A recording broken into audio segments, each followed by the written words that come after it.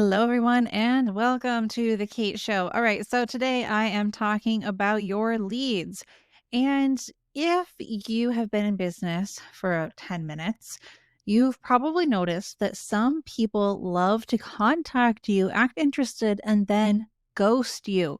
So if your leads are ghosting you, especially after you've done all the work of talking with them and sending them a proposal, I have some answers and insights for you that you might find helpful.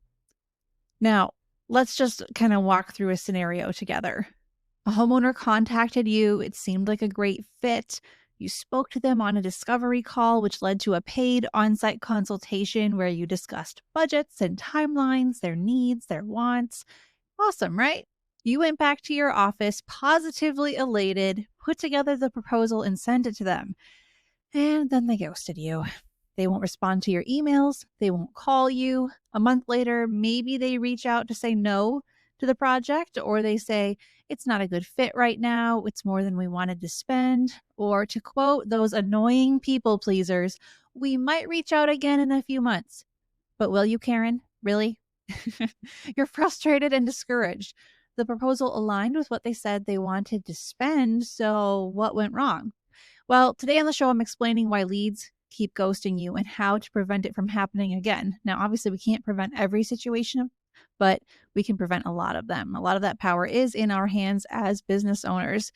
So, just a reminder, guys, you can stream this episode on YouTube. You can watch it on Spotify. You can listen on Apple Podcasts or wherever else you get your podcasts.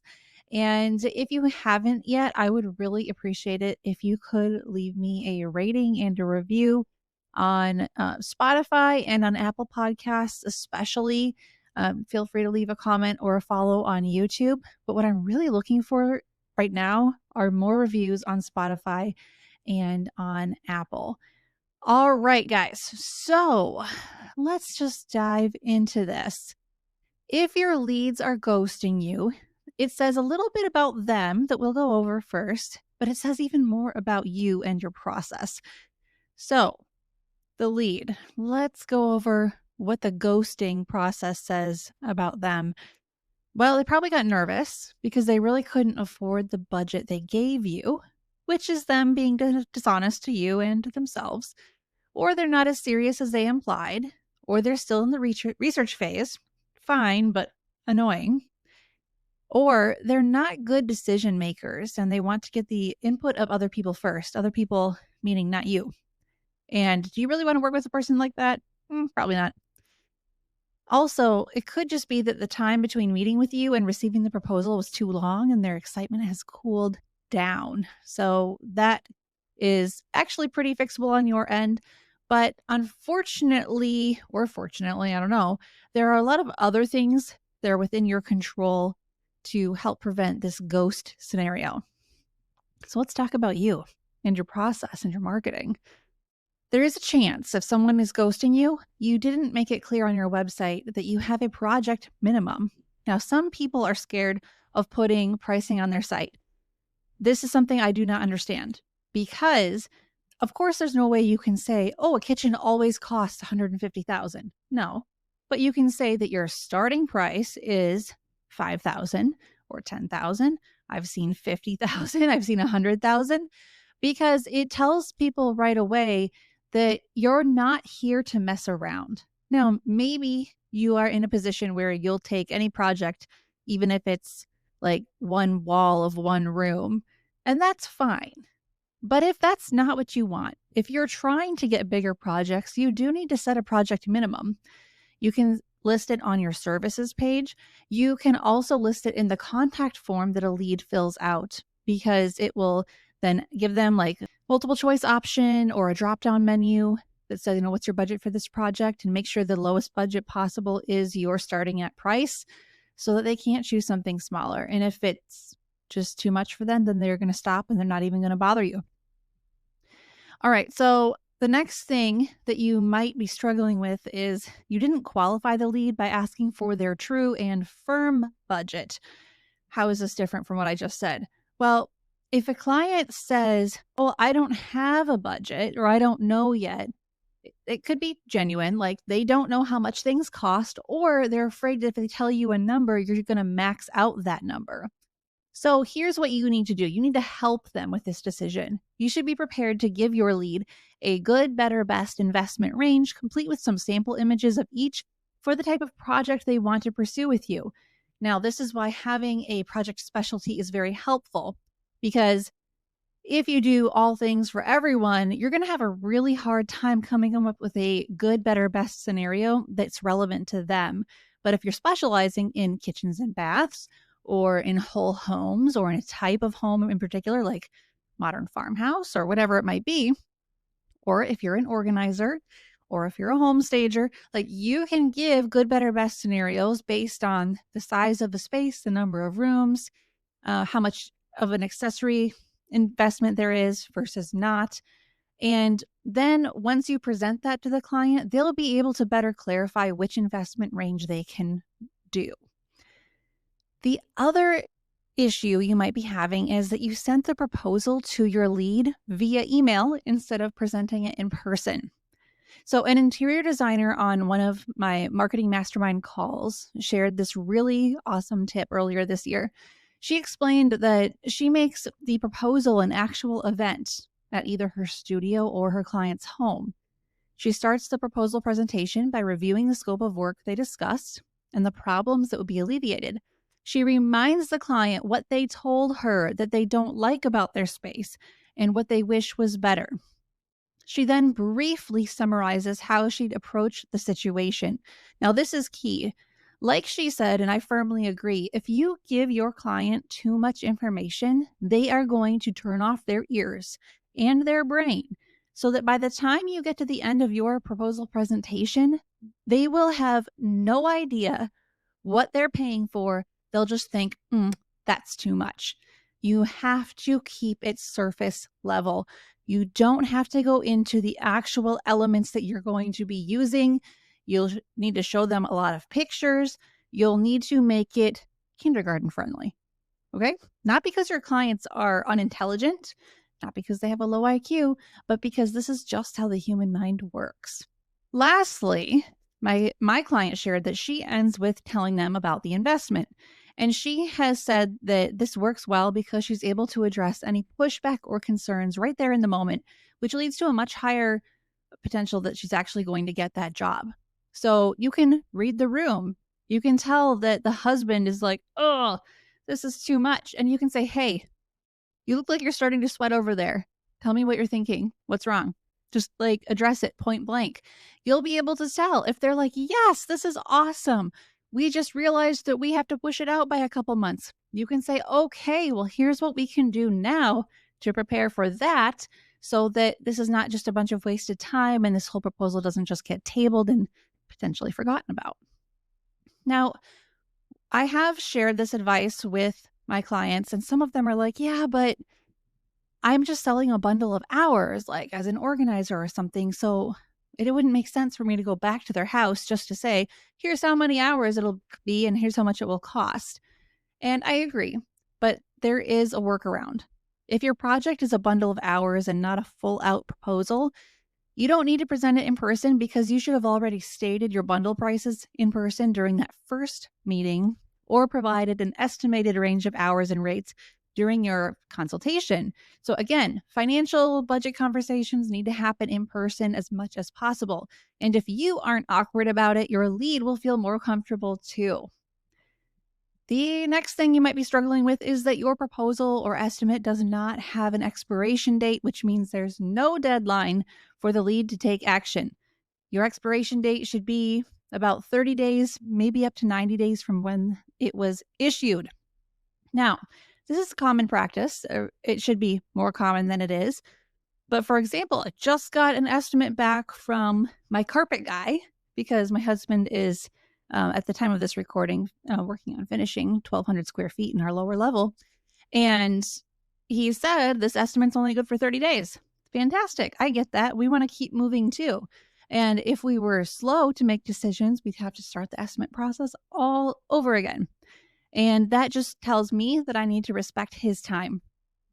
All right. So now the final issue that you might be running into, this one is really the most involved to fix, and it is your perceived value is too low, which, a lot of people think, oh, they rejected my proposal because the price was too high. That's rarely the case. Honestly, to quote my recent podcast guest, Kathy Pace, who's a brilliant sales strategist, and you can check her out at kathypace.com, by the way. Here's what she said about it on her own blog. She said, when clients hesitate to commit, it's easy to assume it's a price issue. You might think, if I could just lower my prices, I'd close more sales. But discounting can actually undermine your value and make it harder to sell in the long run. I agree. You've heard me say this many times. She goes on to say, instead of lowering your price, increase your perceived value. Here is how. Create a premium experience. Clients aren't just paying for the product or service, they're paying for how you make them feel. Every touch point should reflect the quality of your brand. Honestly, I feel like Kathy and I could be or should be sisters because we are totally on the same page with this perceived value stuff. She also says, guide with empathy and expertise. You are the expert and your clients need to feel that. Show them how your expertise will save them time, stress, and frustration. Communicate value with confidence. Don't just explain what you offer, help clients envision the transformation. Show them how their home will feel when their project is complete. The takeaway? It's not the price that sells, it's the perception of value. When you stand firm in your worth, your clients will too. So again, that's from kathypace.com. She was on the podcast a couple episodes back. Brilliant woman. I may have to have her back. She just had so many interesting and helpful insights to share. And I highly recommend that if you have not listened to her episode yet or gotten on her mailing list, go do that. All right, but what do we do about the leads you have right now that are currently in the process of ghosting you? Well, a couple things. First of all, add them to your mailing list and make sure that you're sending a newsletter 1 or 2 times a month so they don't forget about you. Don't let your business suffer just because you suck at follow-up, okay? But you can't just follow up with the individual again and again and again because they're going to get annoyed and feel like you're stalking them because, well, you are. So instead, just put them on your mailing list. If they don't like it, they'll unsubscribe. Now, if they've only recently ghosted you, say in like the last 4 weeks, and you've done all your due diligence, it's time to send them a "what is your intention" message. And if they don't respond to that after a week, set them aside, make sure they're in your mailing list, and move on with your life. I have had to send the "what is your intention" message more than a few times, especially lately, because for whatever reason, 2025 has brought about, as one of my other clients described it, wishy-washy leads. And I think it's just because people are a little bit uncertain about tariffs. Now, if you're listening to this in the summer, I'm actually recording this the end of March. So right now, tariffs are up, down, and all around. And I'm not saying that's good or bad. You'll have your own strong opinions on that, I'm sure. But it just brings a level of uncertainty to a lot of people, and that interest rates and that impacts everything. So it is what it is. And also, even if we didn't have this interesting political economic climate, there are still going to be wishy-washy people in this world that will drive us nuts as business owners. And sometimes we have to just cut to the chase. So here is an email that I send to my leads when they're starting to act like they're going to get into ghosting territory. I'll say, "Hi, I haven't seen a reply from you regarding the blank, whatever project you said you wanted my help with. For scheduling purposes, I need to know what your intentions are. If you plan to move forward and just need more time, please let me know. If you've decided to go elsewhere, also please let me know. I greatly appreciate your professionalism by responding to this email. I hope you're doing well. Sincerely, Kate." Now let's break this down for a second. Okay, so I start off by saying, I haven't seen a reply from you in regard to the whatever project you said that you wanted my help with. This reminds them that this project was their idea in the first place and that they contacted me or you. Now, I go on to say, for scheduling purposes, I need to know what your intentions are. So this is a legitimate reason for needing to know. It's not desperation. It's like, no, like tell me, because this affects how I'm going to run things on this end. Because obviously, if we're going to work together, your project is important to me. And if I don't make scheduling accommodations, it's not going to go well for you. Then I say, if you plan to move forward and just need more time, let me know. If you've decided to go elsewhere, also let me know. So it's not just let me know if you're interested. No, it's let me know even if you're not interested. And then I go on to say, I greatly appreciate your professionalism by responding to this email. AKA, if you keep ghosting me, you're really unprofessional. Okay.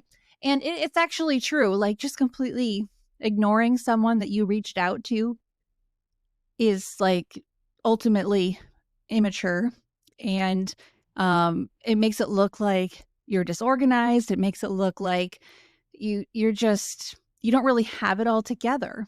And there could be a lot of things going on with your clients. They could have a death in the family. They could be sick. They could be traveling for an extended period of time and they didn't let you know. There's a lot of things that could be going wrong for them.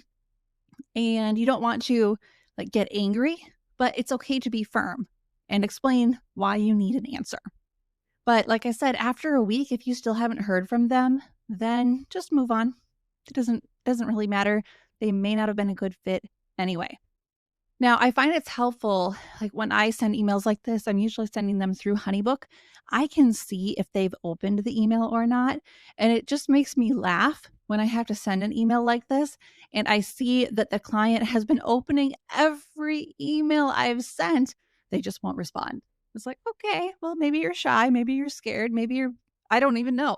I have no idea and I don't want to assume. But it has crossed my mind a few times to say, P.S. I can see you're opening these messages. So why are you being silent? Not going to go there because that's just silly, but it's funny and I amuse myself that way when this happens. And thankfully it does not happen a lot, but every business owner does deal with this to some degree. So it's nice to at least know what you should do.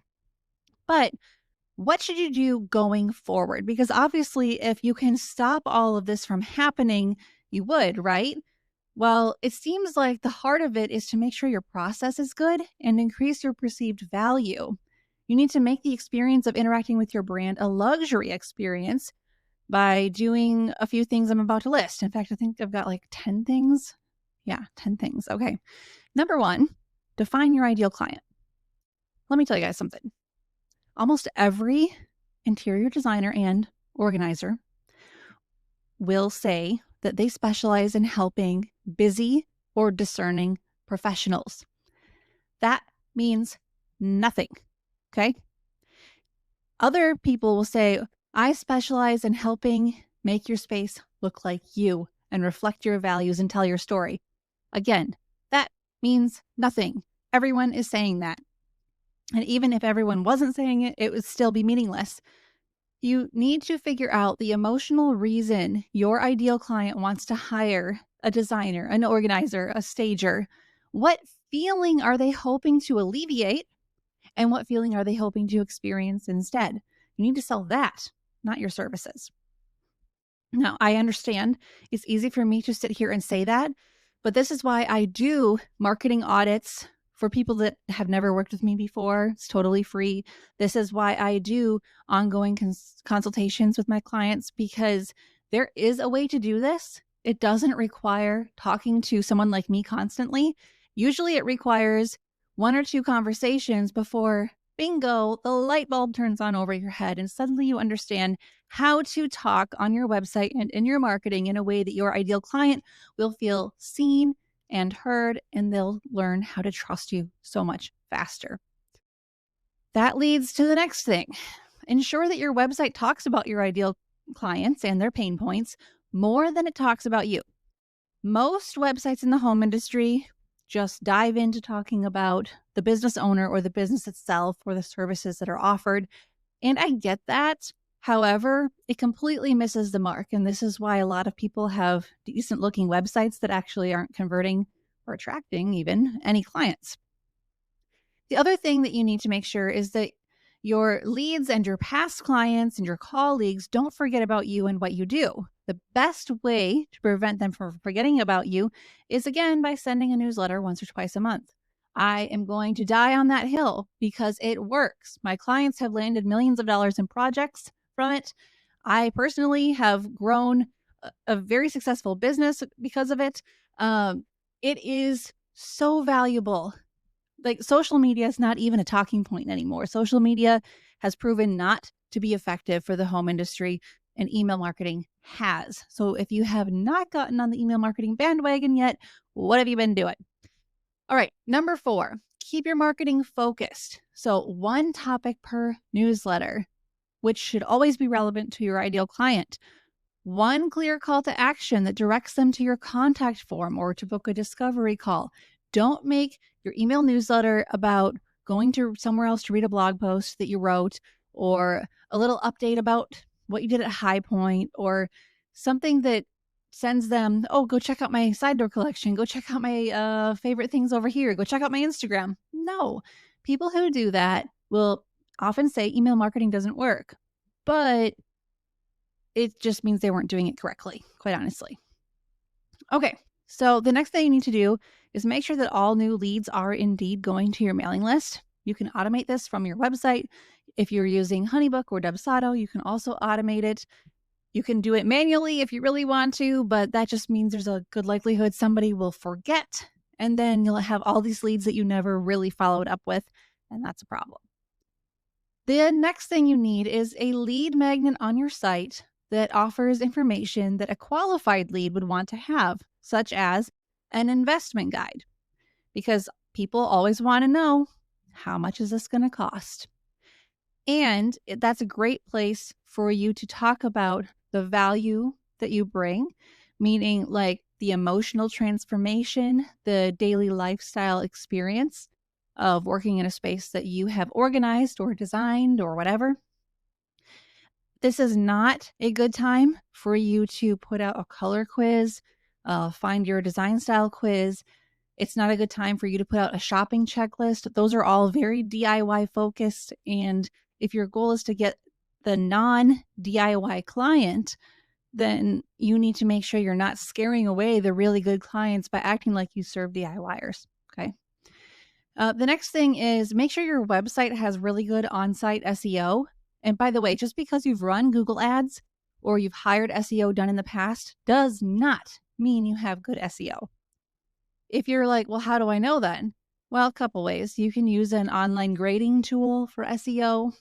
You can also, and you should be, reviewing your Google Analytics every 1 to 3 months. Most of your traffic in Google Analytics should be coming from search engines and from direct URL. Search engines should be one of the top 3, if not the very top one. And you should understand what keywords are bringing people to your site. Is that actually what you want them to be? Is that what you want to be ranking for? Are you ranking for anything? Are you just focused on showing up for like one keyword? Like what is your plan here? And then you also need to, for extra SEO oomph, consider blogging once or twice a month. Now, it's optional. I have plenty of clients who run successful businesses without blogging, but they all do email marketing. They do some sort of outreach, they do some sort of follow up. But if you do decide to blog, make sure the topics are relevant to your ideal client and their pain points, and that they talk about how your services can help. The next thing is keeping your sales process high touch. So, as much as possible, the professional who will be doing the work should be the one taking the discovery calls. And consults should be in person. Proposal presentations should be in person. Or if your client is remote, you could do it on video. It's not as good, but it's better than just emailing it. And then you can email them the proposal after you've presented it to them. So that's 10 things you can do going forward to help fix the problem of people ghosting you, because a lot of reasons that people ghost us are on us. They are within our capability as business owners to correct. So we need to do that through our marketing and through our processes. All right, guys, that is what I have for you today. Thank you so much for watching, listening. Don't forget to give the show a rating and a review. And until next time, keep your marketing simple, your message clear, and I will talk to you soon.